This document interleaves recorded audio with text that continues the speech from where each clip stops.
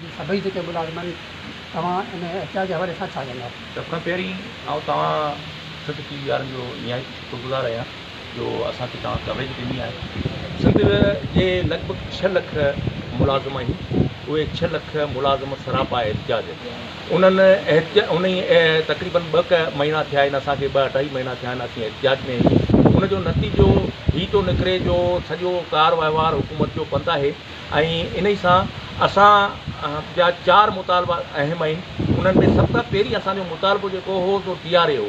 हुकूमत इंतकामी कार्रवाई करे असांजे पेंशन खे कटायो।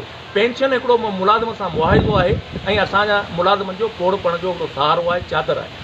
उहो जेकॾहिं असांखे उन में कट असांजो 50% तक़रीबन 47% उन में कट लॻंदो आहे। हाणे असांखे पेंशन जेका मिलंदी माहवार पेंशनूं उहा 15% मिलंदी ऐं 15% पेंशन मां तव्हां अंदाज़ो लॻायो त हिन पोड़पण जॾहिं उहो मुलाज़िम पोड़ो थींदो त उनजी दवाउनि जो ख़र्चु जेको थो उन मां कोन निकिरंदो। हिन महांगाई जे दौर में हुकूमत असां सां तमामु घणी ॾाढाई करे रही आहे ऐं अफ़सोस हिन ॻाल्हि जो आहे त असीं 2 महीननि खां जेको थो हीअ रड़ियूं करियूं पिया, असीं हुकूमत जा मातहत आहियूं। हुकूमत असांजे कंहिं बि सॾ ते वरनाए नथी ऐं अफ़सोस हिन ॻाल्हि जो आहे।